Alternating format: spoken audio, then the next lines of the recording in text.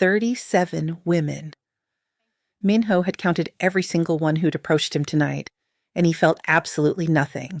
He stood on the terrace of the Peninsula Hotel in Beverly Hills, overlooking the glittering chaos of Los Angeles below, a glass of aged whiskey untouched in his hand. Inside, Seoul's most eligible women circulated through the engagement party his mother had orchestrated, supposedly celebrating his cousin's upcoming wedding, but really functioning as an audition for his future wife. Their Chanel suits cost more than luxury cars. Their family connections traced back to Korean dynasties. Their smiles were practiced to perfection in finishing schools across 3 continents. And Minho felt like he was suffocating. At 32, he'd already spent a decade running the Jung organization, what outsiders politely called an import-export business, and insiders knew controlled everything from West Coast shipping routes to half of LA's Koreatown real estate. His grandfather had built it with bare knuckles and ruthless ambition after immigrating in the 1970s. His father had expanded it with strategic violence and political connections. And Minho had inherited it at 22 when his father was murdered by a rival syndicate, and he'd been trying to figure out who he was ever since. He'd grown up between Seoul and Los Angeles, never quite Korean enough for Korea, never quite American enough for America. Fluent in 3 languages, but feeling articulate in none. Surrounded by luxury, but hollow inside. Expected to marry well, produce heirs, and maintain the family legacy without ever asking if that's what he actually wanted. The 37 women circulating inside knew the script. Marry Minho Jung, secure your family's position, produce beautiful children, and look the other way when business required moral flexibility. It was transactional, traditional, and completely devoid of anything real. "You're being rude," his mother's voice cut through his thoughts. She'd materialized beside him in head-to-toe Alexander McQueen, her expression disappointed. "Mrs. Kim's daughter flew in from Seoul specifically to meet you." "I met her," Minho said in Korean, keeping his voice neutral. "We had a lovely conversation about her art history degree and her family's textile business. And nothing, Uma. She's perfectly nice." "They're all perfectly nice."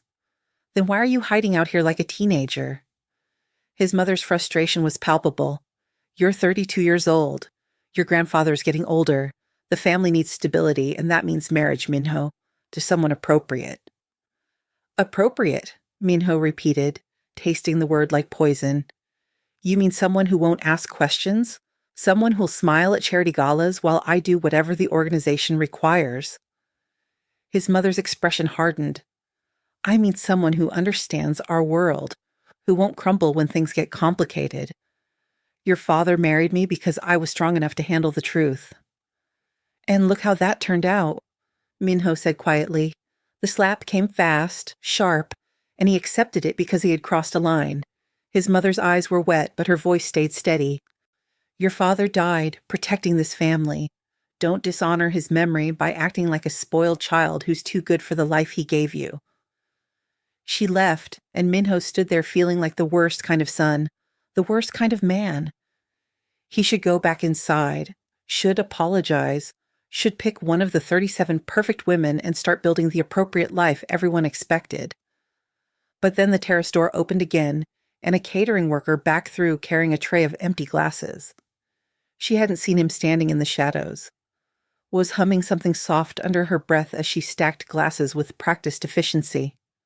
Her black catering uniform was standard issue, her hair pulled back in a simple ponytail, her movements economical and focused. Then she turned, saw him, and nearly dropped the entire tray. "Oh my God!" "I'm so sorry," she said in English, clutching the tray to her chest. "I didn't realize anyone was out here. I'll go." "It's fine," Minho said automatically.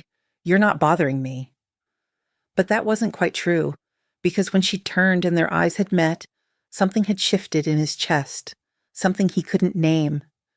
She had warm brown eyes that looked exhausted and kind simultaneously, a spray of freckles across her nose that makeup didn't quite hide, and when she smiled, apologetic and real, it hit him like a physical force.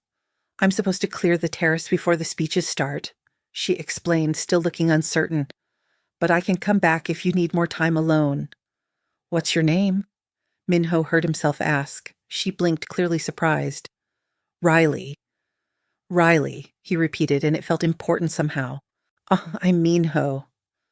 I know who you are, she said, then looked mortified. Sorry, that sounded creepy. The catering manager briefed us.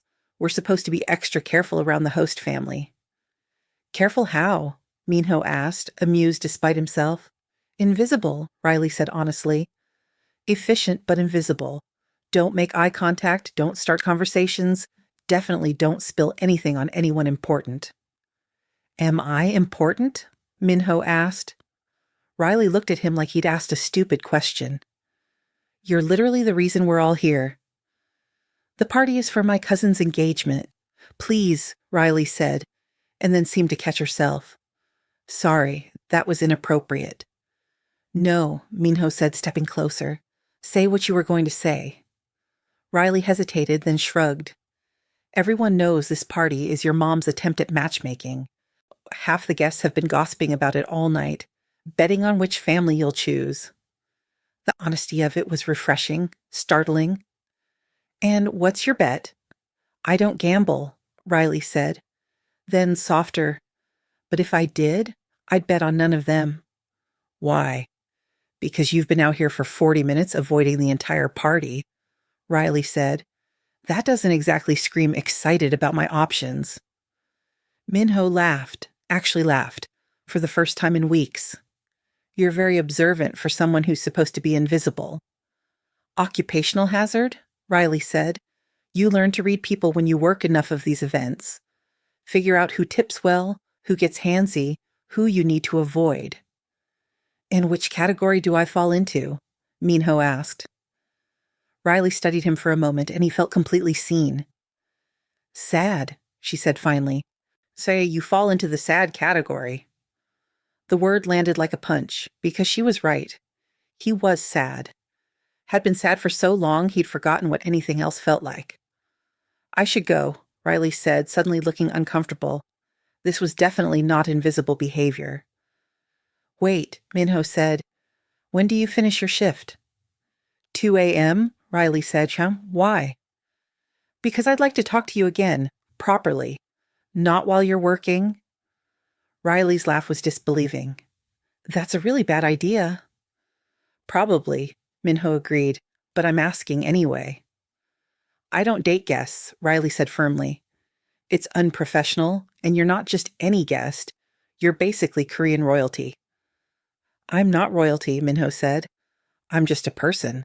A sad person who'd really like to buy you coffee and hear what else you've observed. Riley bit her lip, clearly torn.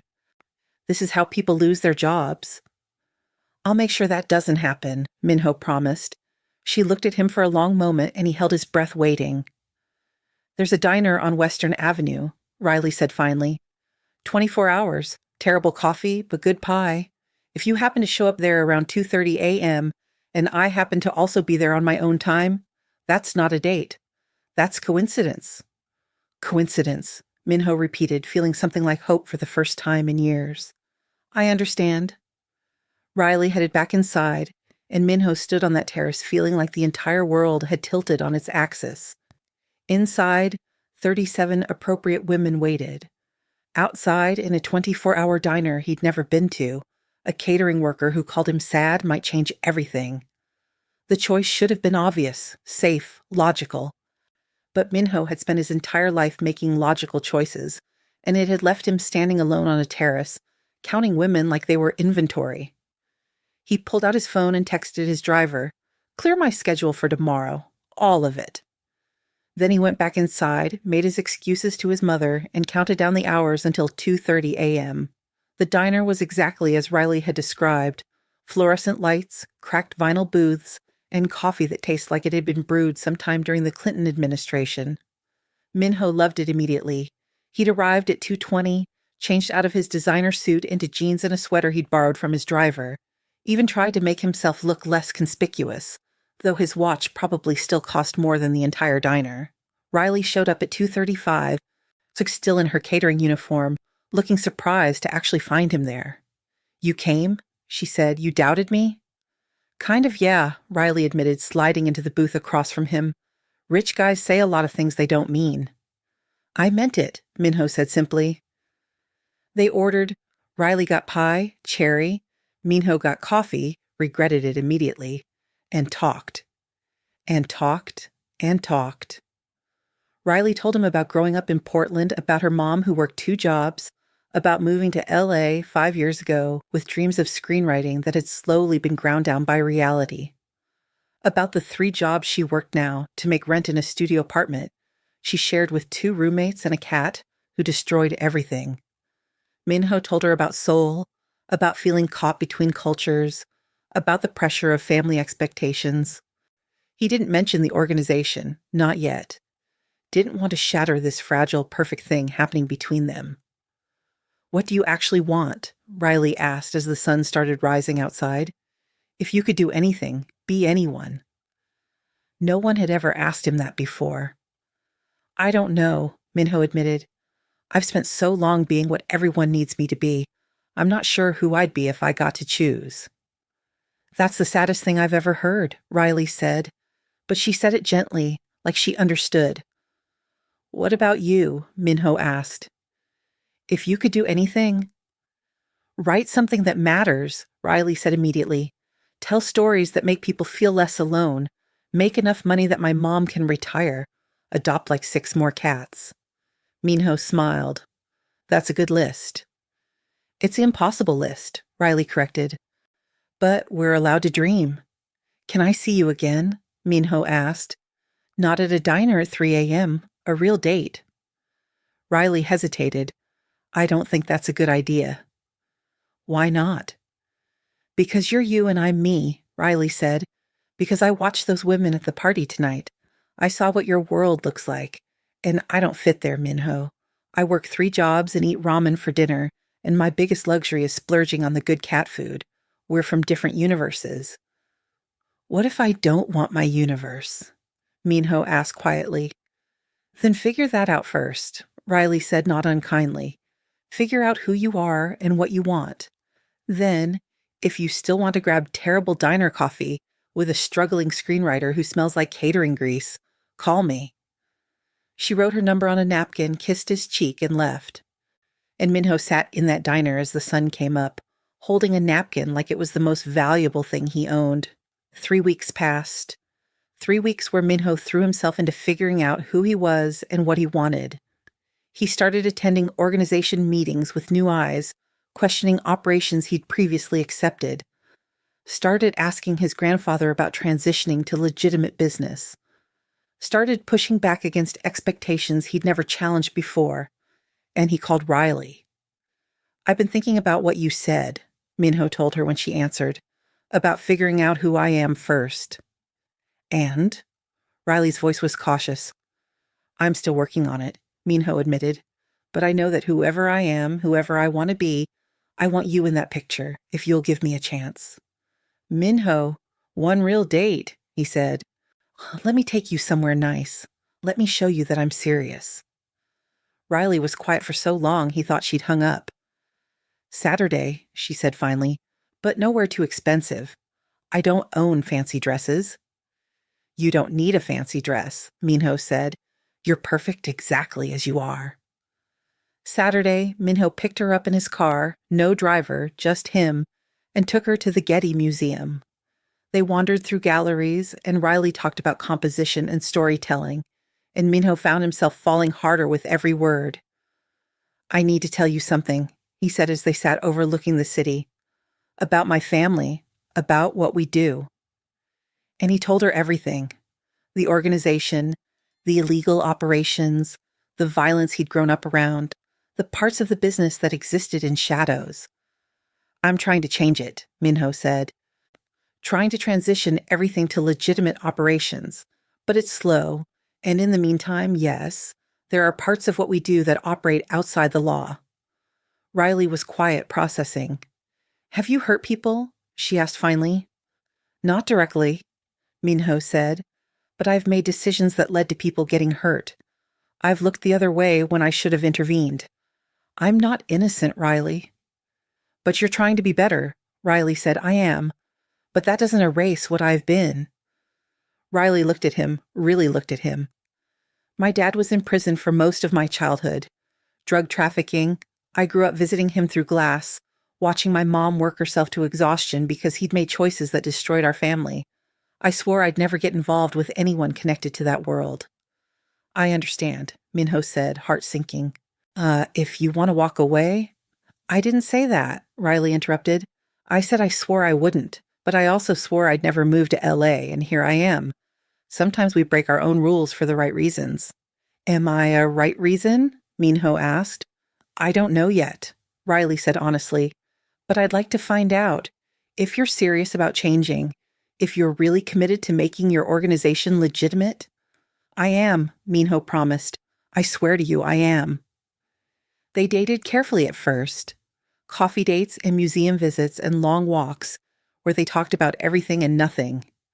Minho introduced her to Korean food at tiny restaurants in Koreatown. Riley took him to screenwriting workshops where he sat in the back and watched her light up while discussing story structure. His family noticed. His mother confronted him after a month. The catering girl? She said in Korean, voice icy. You're seeing the catering girl? Her name is Riley, Minho said calmly. And yes, I'm seeing her. This is unacceptable, his mother said. Do you understand what people are saying? What this looks like? I don't care what people say, Minho said. Well, you should care what your grandfather says, his mother snapped, because he's furious. He has daughters of respectable families lined up, and you're embarrassing us with some... Finish that sentence carefully, Minho said, voice dangerous, because I love her, and if you insult her, we're done, family or not. His mother's eyes widened. Love? You've known her for 6 weeks. And I knew from the first conversation that she was different, Minho said. She sees me, not my money or my name or what I can do for her family. Just me.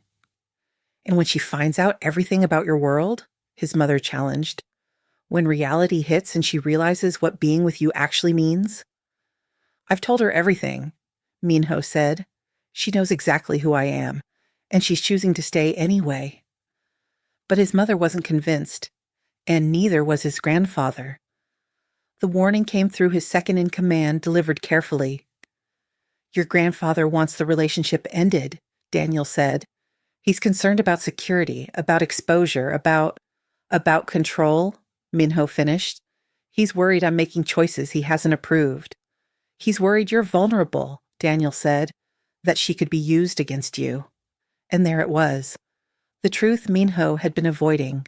Dating Riley didn't just affect him. It painted a target on her back. The attack came 2 months into their relationship. Riley was leaving her late shift at a restaurant in West Hollywood when a black SUV pulled up alongside her. 2 men got out, cornered her against a wall.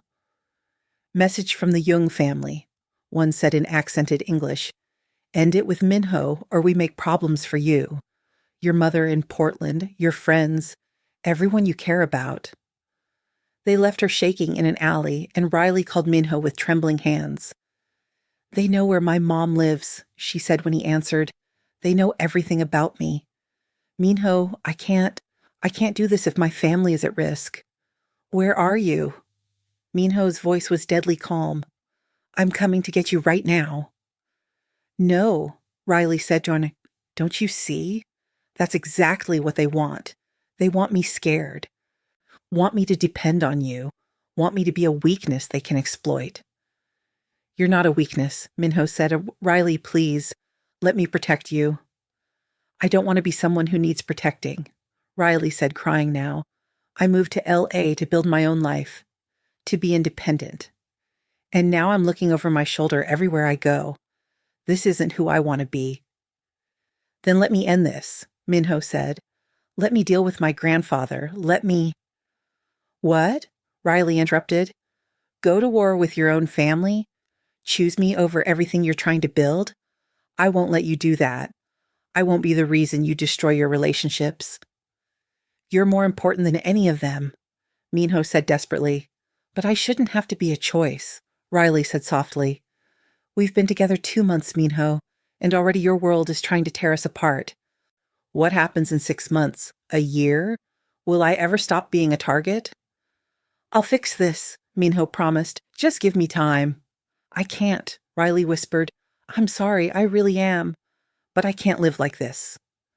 She hung up before he could respond. Changed her number.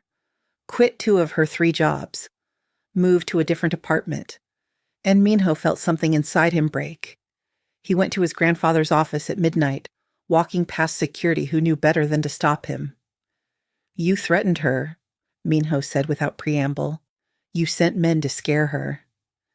His grandfather looked up from paperwork, expression impassive. I protected the family. She was a liability. She was everything, Minho said, voice shaking with rage. And you took her from me? I saved you from a mistake, his grandfather said coldly. That girl had no place in our world. No understanding of what we do, what we are. She would have weakened you. She made me stronger, Minho shouted. She made me want to be better, want to actually change this organization instead of just going through the motions.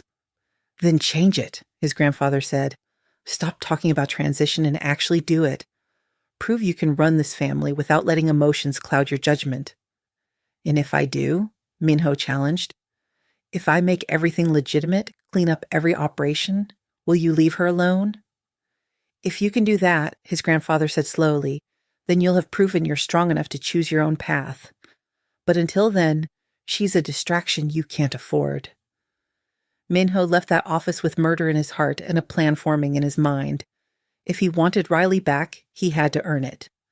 Had to become the man she'd believed he could be. 8 months passed. 8 months where Minho worked like a man possessed. He shut down illegal operations even when it cost millions. Restructured the organization into a legitimate real estate and investment company. Pushed out family members who resisted. And fought his grandfather at every turn. It was brutal, exhausting. There were threats, attempts at sabotage, and one genuine assassination attempt from a faction that didn't want change. But Minho survived, and he won. The young organization emerged transformed. Still powerful, still connected, but clean. Legal, legitimate. His grandfather retired to Seoul, finally accepting that Minho's way might actually work. And through all of it, Minho thought about Riley. Wondered if she was happy, if she'd achieved her dreams. If she ever thought about him, he'd honored her request for space, hadn't tried to contact her, hadn't used his resources to track her down. But now the work was done. The organization was legitimate. The threats were eliminated. And Minho needed to know if there was any chance she'd give him another shot. He found her at a screenwriters panel in Santa Monica, her name listed as a panelist, her first script optioned by a streaming service. She'd made it, achieved her dream without him, and she was more beautiful than ever. Minho waited until after the panel, until the crowd had cleared, then approached carefully. Hi, he said. Riley turned and her eyes went wide. Minho? I saw your script got optioned, Minho said. Congratulations, that's incredible. Thank you, Riley said, looking cautious. What are you doing here? Looking for you, Minho admitted. I've spent the last 8 months changing everything. The organization is completely legitimate now. No more gray areas, no more threats. Just a normal company. That must have been hard, Riley said softly. It was necessary, Minho said. You asked me to figure out who I was. This is my answer. I'm someone who believes in building things the right way. Someone who won't compromise on that. Someone who spent 8 months missing you and hoping that maybe there was still a chance. Riley's eyes were wet. I missed you too. But, Minho, just because your company is legitimate doesn't mean everything is suddenly safe. You still have enemies. Your family still has power. I could still be used as leverage. I know, Minho said. And I'll spend every day of my life protecting you if you'll let me. But Riley, I can't promise everything will be easy. I can only promise that I'll never stop fighting for us, that you'll never face danger alone, that I love you enough to have completely rebuilt my entire life because you showed me there was a better way to live. That's a lot of pressure for a conversation that started at a catering event, Riley said, but she was smiling through tears. You told me to figure out who I wanted to be, Minho said. I want to be the man who deserves you, the man who chose integrity over easy money, the man who walks past 37 perfect options because he knows what he's really looking for." "And what's that?" Riley asked. "Someone who sees me," Minho said simply. "Someone real. Someone brave enough to tell me I'm sad and smart enough to know when to walk away. Someone who makes me want to be better every single day." Riley closed the distance between them. "I broke my own rule for you once. Guess I can do it again." "Yeah?" "Yeah," Riley said. "But Minho, if we do this, I need you to promise something." "Anything." "Promise you'll keep changing," Riley said. "Keep being the man who tears down empires to build something better. Keep seeing me as a partner, not someone to protect. Keep being brave enough to choose love over legacy." "I promise," Minho said. "If you promise to keep believing in me, keep pushing me to be better, keep being the most real thing in my carefully constructed world." "Deal," Riley said. And when they kissed, it felt like coming home. Like 8 months of missing each other condensed into one perfect moment. 1 year later, they got married at the Getty Museum, where he'd first told her the truth. It was small, just close friends and family who'd proven they could be trusted. Riley's mom flew in from Portland. Minho's grandfather surprised everyone by giving his reluctant blessing. "You walked past 37 appropriate women," his grandfather said at the reception in Korean, "and chose an inappropriate waitress who made you dismantle my life's work." "I chose the woman who made me better," Minho corrected gently. "And dismantling your work was the best decision I ever made?" His grandfather studied Riley across the room, laughing with her friends. "She's stronger than I thought. She's stronger than all of us," Minho said. "Good," his grandfather said. "You'll need that." As Minho danced with Riley under string lights, her dress simple but perfect, her smile the same one that had stopped him cold on a terrace 18 months ago, he felt complete. "No regrets?" Riley asked. "Only that I didn't see you sooner," Minho admitted. "Could have had extra time." "We have the rest of our lives," Riley reminded him. "True," Minho said, pulling her closer, "and I'm going to spend every day being worth that smile."